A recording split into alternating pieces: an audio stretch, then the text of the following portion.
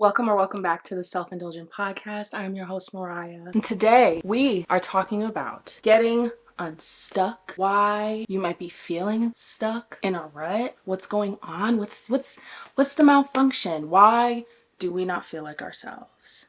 That is going to be the topic of today. And this is something that I'm not going to sit here and say I have a perfect solution and you're never going to feel like this again. And if you listen to everything in this video, you will never get in that rut again. You're going to dig yourself out and stay out of the rut. That's not what I'm here to say, because quite honestly, that's not feasible. That's not in the world we live in the realities of a lot of the things that we go through and deal with. That is likely not possible. But what I can do is give you some tools, tips, and tricks to hopefully to at least know where to go, where to look to help you get on out of there if you find yourself there again. And so you notice how we get tired, burnt out, overwhelmed in like our daily week, and we are begging, we cannot wait for the next day that we don't have to worry about that anymore. We are pleading, begging for that day to relax and to rot, to really just to relax, to sit, autopilot, brain off. We often look for that day. We pray to make it to that day so we can really just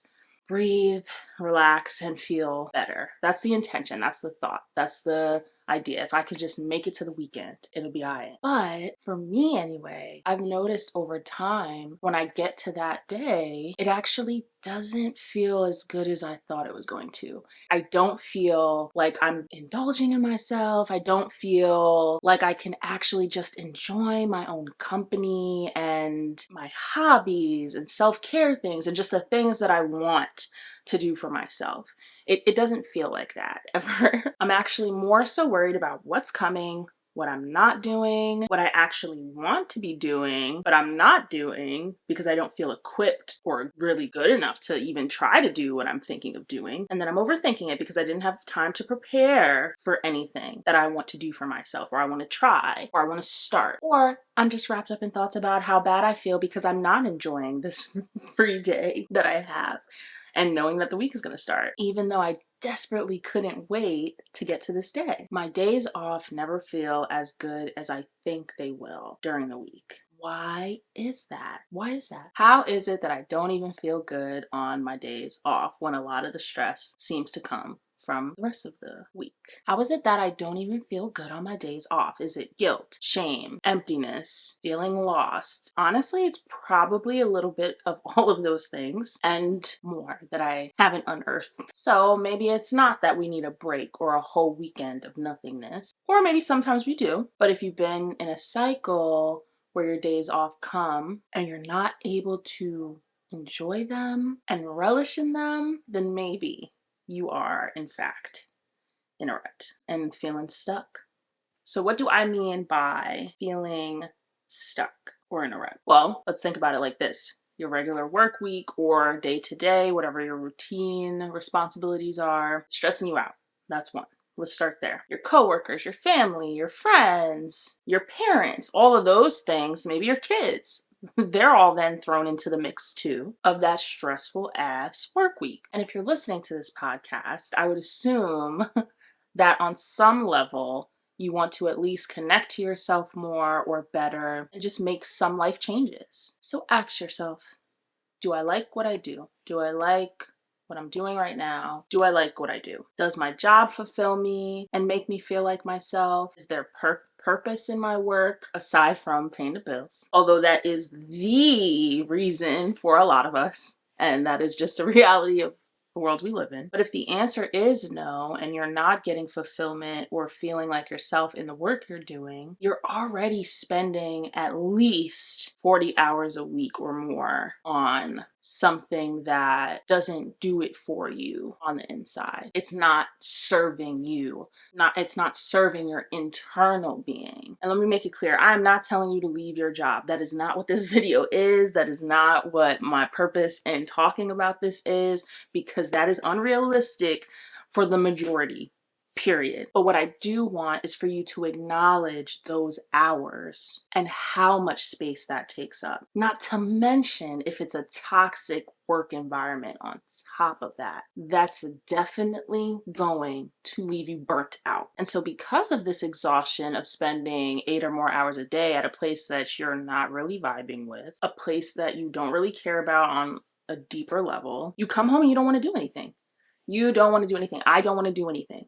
I don't. It makes so much sense. It's so valid. Why would we want to do anything? Why would we want to? How? Where does that extra energy come from? Because it took everything I had since my alarm clock went off to get there, to show up, to perform, right? At a level that at least lets me keep it.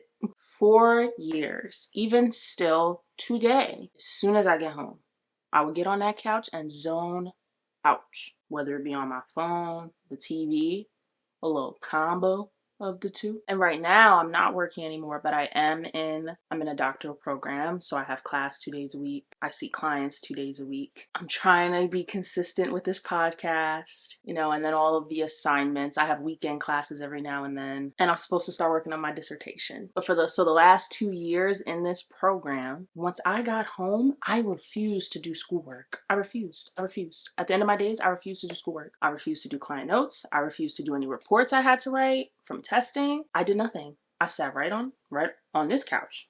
I sat on this couch in my little L-shape layout so I can kick my feet up, and did nothing for the rest of the night. And I've honestly beaten myself up for it over time. I don't think in the beginning I did. I really looked forward to it, and it just really created a bad relationship, I think, with coming home, sitting on the couch, dreading and trying not to think about the next day.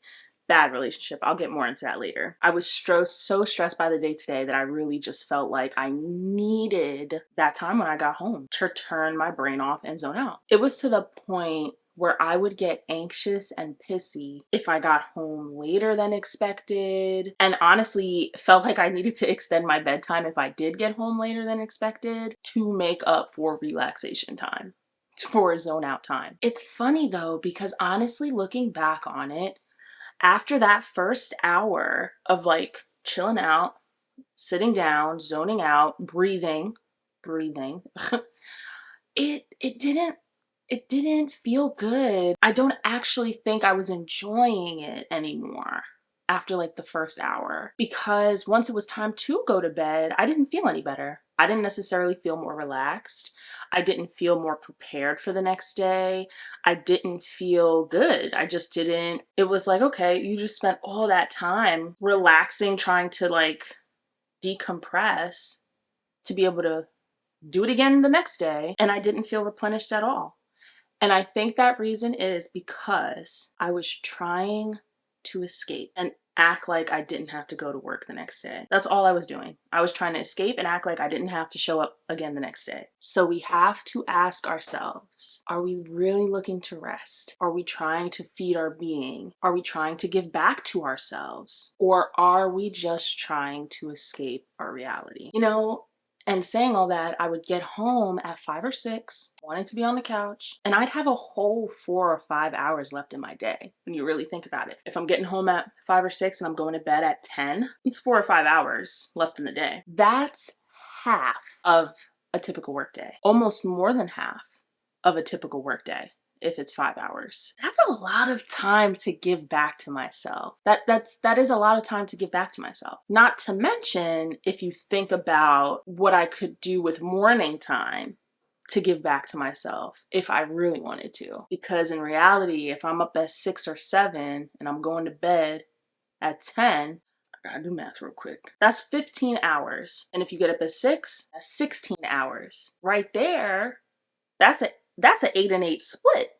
I'm awake and up and living the same amount of time I'm at that job, which means that that's the same amount of time I have to give back to myself and put into myself. And that includes some of them responsibilities, the tedious things that we don't really want to do, that don't necessarily light us up. Grocery shopping, cooking, for some people, great relationship. They love doing those things. I'm not there yet. It's not my favorite. Grocery shopping's okay. Actually, I get my groceries delivered, so I can't even say that. Adding to the cart on my phone is okay. Cooking, not so much. It depends. It's not my cup of tea, but you can look at it as giving back to yourself. If you're taking the time and you're making really good stuff and you're not spending money at these fast food places who they don't care about our health. So you can look at it like that. That's definitely a mindset shift. That's a really important mindset shift, I think. It took me a long time to realize, and I'm talking about in this last year, that, coming home and sitting on that couch for all of those hours at the end of the night was not giving back to myself. If I felt good after, this would be a different video. But I didn't. Never felt good after. Never felt good. After that first hour, which I think I can still do these things. And I think that's why it felt so good in that first hour, right? And they always say too, what is that saying? Like, especially when you were worked to the bone and you have a vacation coming up, they say like I think there might even be studies about like you have more excitement and you feel more of the dopamine and the serotonin right before the thing you're waiting for. And so that is why that packing before the trip, even though I don't really care for packing, but that atmosphere, like that last day you clock out, that you probably felt the best that day. And they say there are research studies that show when do you have the most dopamine? When does that shit spike in your brain at a restaurant? It actually happens when you see the food coming. You're actually that is the best part, is when you see it coming to you. That is the peak moment. It's not when you actually take a bite. It's right then when it comes into your eyesight after you've been waiting for it. So I think that speaks a lot to this, like, I'm not saying we don't need rest, relaxation, and just moments to shut it off. We 100% do. But I think it speaks to why after that first hour, it no longer felt good. I was overindulging in that. And I don't think it is my purpose to sit on the couch for hours after I just fed the system.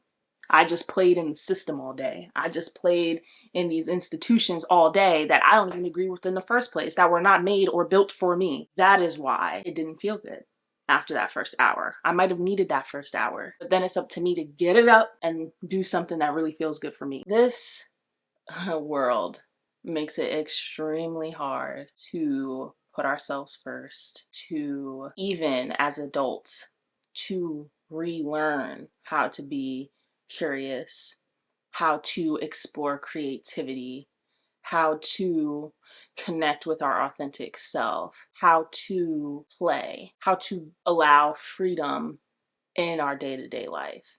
They make it set up. Not only do they make us think that you can't have all of those things, they make it so that it really looks like, and they're very convincing, that we can't have all of those things, that we can't do all of those things. And it is brainwashing at this point. We are brainwashed to really believe that all we can do is feed the economy just so that we can eat and get the bare minimum. And that's all we're supposed to do. That's it. It's survival. They teach survival. We're damn good at surviving, and that's exhausting. So yeah, that's how they keep the cycle. That's how we have been taught and trained to come home and sit on that couch. And that's a privilege alone, that I can come home and sit on the couch. Some people are not coming home and sitting on the couch. Instead, they are running households. They are running households and they're doing the things for everybody else. I don't got no kids, so I can just waste away in front of the TV. With all of that being said, how am I approaching getting unstuck, pulling myself out of ruts? Because like I said before, it has not changed drastically. I'm not perfect. I don't just say, oh yeah, I can't wait to get home to do more so I can feed my being. feed my soul. No, that doesn't that doesn't happen every day. It actually never happens. It never happens like that particularly. There's been some shifts that allow me to say, huh, well, why don't you do this? Why not? Your laptop's right there. Open it up. Do that real quick. Right? You have this idea. Or you don't, or I don't. Like, even for this podcast episode, some days I'll come home, I won't think, and I'll get more into this later. Just open up my laptop, open up a document, seeing what happens. Just letting it flow, right? And that's not typical. That's not every day that I'm feeling like that, but I'm doing things to allow for that to happen, for it to flow naturally, for me to feel like I can just do. So here are some things, changes to be made. I want to start with mindset. I think my whole spiel so far has been kind of gearing up for like this mindset shift and kind of the way we're living and existing right now because of systems, institutions, life, all the things, and how it kind of sets us up for this kind of easy to fall into a behavior and a pattern like this. Let's start with, you have to stop telling yourself that you can't do the things you want and desire, or that it's never going to happen. Simple as that. You have to stop telling yourself that. Stop saying you can't, that it's not going to happen, that you don't have the time. Stop sending those messages to yourself. Stop it. And I'm not saying to jump into something right away. I'm saying start there. Start by limiting those thoughts. Dial that back. Be aware, catch it, notice it, cut it. Because that's not true. You're so used to hating your job, your day-to-day, the stress of it all, that the things you actually want to work for, the things you actually want to put your energy into and work hard, because you are working hard. You're working very hard. It's part of the reason you're burnt out in the first place. It's unfortunate because that it's going into something that is not feeding you. It's not serving you, because that's where that energy is going. Of course, it's so possible for the things you actually want to feel like a chore. This podcast, there are days where it feels like the other things. And I think that's a lot of the reason why things that people actually enjoy and love, and they want to turn into a business, they want to turn it into a career, because why not get paid to do what you love? It can start to feel like a chore. You're so used to hardworking energy feeling like a chore because you've done it for things you don't give a shit about for so long. But you can make time for the things that nourish you, even if it's small baby steps, small increments. Tell yourself that. You can make time for the things you want to do, the things that light you up, that create that spark. You can make time for it. Just start there. Just tell yourself that. Every time you tell yourself you can't, you don't have time, cut that off and say you can make time for it. And I'm not saying in that moment you have to go do it. I'm saying we're working on a mindset shift. We're trying to reprogram our brains, essentially, is what we're doing. Replace it with something else. 9 times out of 10, when we feel like we can't do something, we've overthought our way out of doing it. That's typically what happens. We've allowed for this to take over and we're done with it. We have to adapt to the just do it mentality. And it's so funny because over the years, right, since I was little, I've been hearing Nike just do it, right? And yeah, it's a 3-word slogan. It sounds so simple. It's not. It's actually very hard to just do it. It's actually very hard. It's the simplest, most complicated thing ever, saying ever, but it's so true.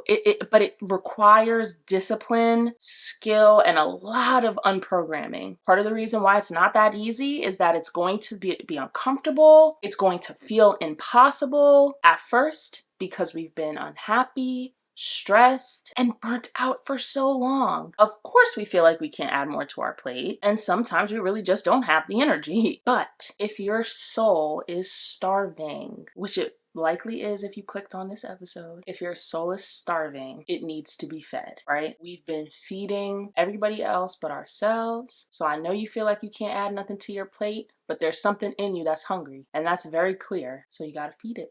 You find time to feed everybody else. We gotta relearn how we can feed ourselves. Next part, right? So I said I talked all this talk. Some of y'all probably cursing me like, girl, it's still not that easy. I know. There are going to be days where it's just not gonna happen. You're not gonna be able to pull it out of you. I get it. So how are we going to make this easier? I said all this. How? We're gonna make your life easier. That's how. We're going to make your day-to-day easier. That is how we are going to start this process to be able to give back to ourselves. Because that means that we're going to have to find ways to conserve energy, to conserve time, to conserve passion, shit, all of it. We're going to have to make our lives easier then, because it's unrealistic to just think that tomorrow I'm not going to sit on that couch. I'm not going to feel burnt out. You might, if this motivated you at all, you might want to wake up tomorrow and be like, yeah, fuck that. I'm going home and I'm doing something for me. That's right.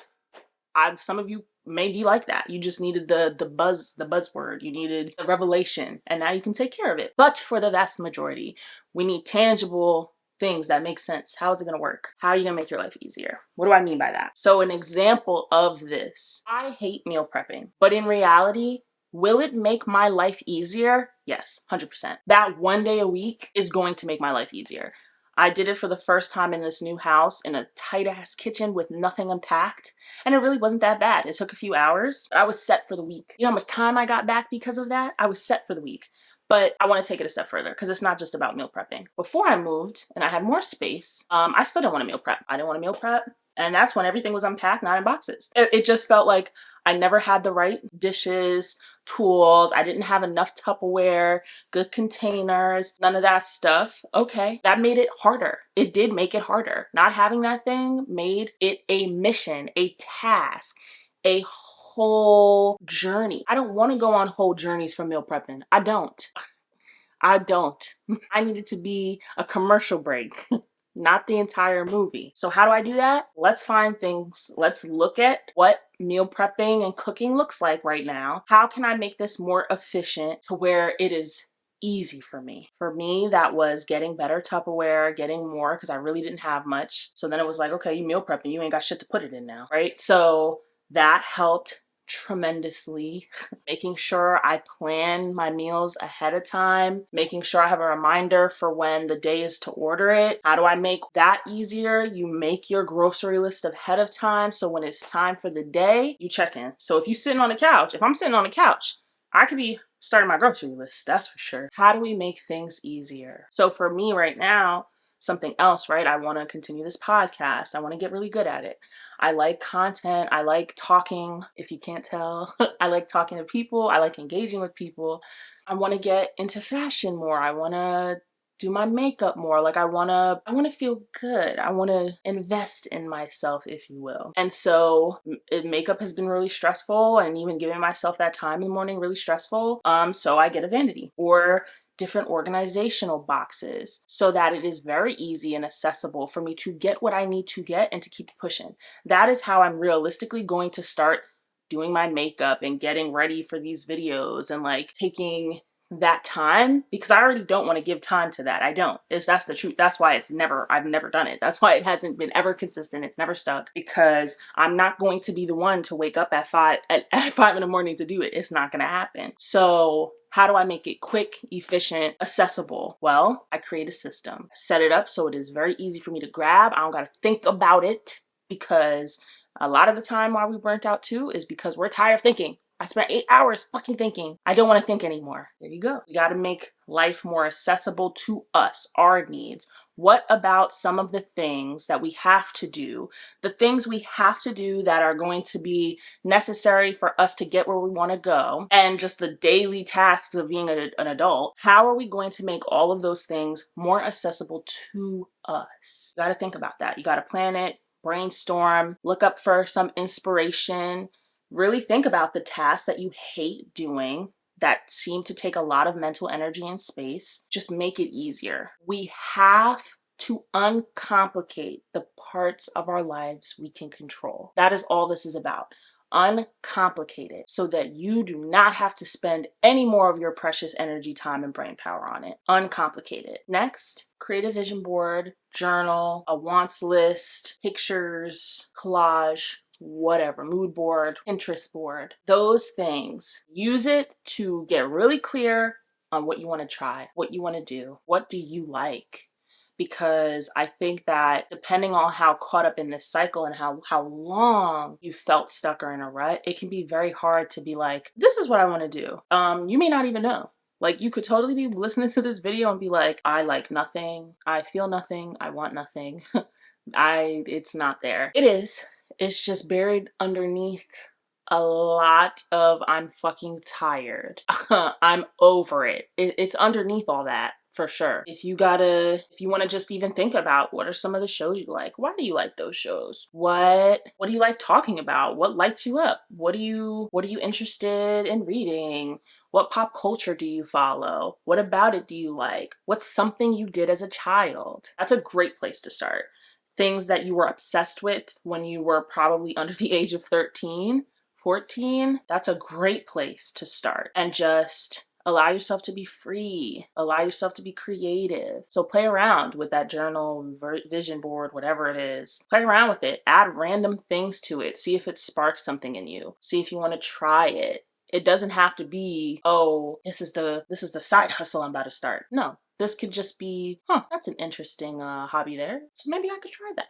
Maybe I could try that. And if you do really know what you want and there has been something you've been waiting on and that you just haven't taken the chance on, and you really want, or you just really want something in general, make sure you have that visual and you refer to it often to remind yourself, but also make sure that it's not somebody else's life that you want. Make sure that's a clear distinction, that it's actually something you desire. Next is brainstorm. How are you going to do it? How are you going to do it? Because I don't know what your day looks like. I don't know what your day-to-day looks like. So I can't tell you how to do it. That's the one thing here I can't tell you. I can tell you how to figure it out though. We're going to brainstorm. What is first, we're going to write down what your day-to-day looks like. Write it down. What does your typical day-to-day look like? Hour by hour, break it down. What are you typically doing at this time?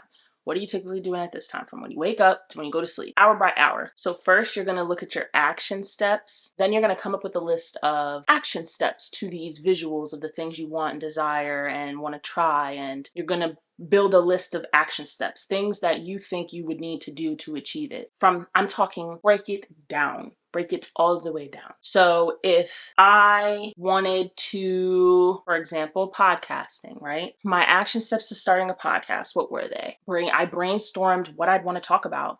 What did I want to talk about? What were my themes? What would the name be? Coming up with a name, coming up with episode ideas, coming up with a mission, goal, statement. Who am I? Who is this podcast? Doing the research. Okay.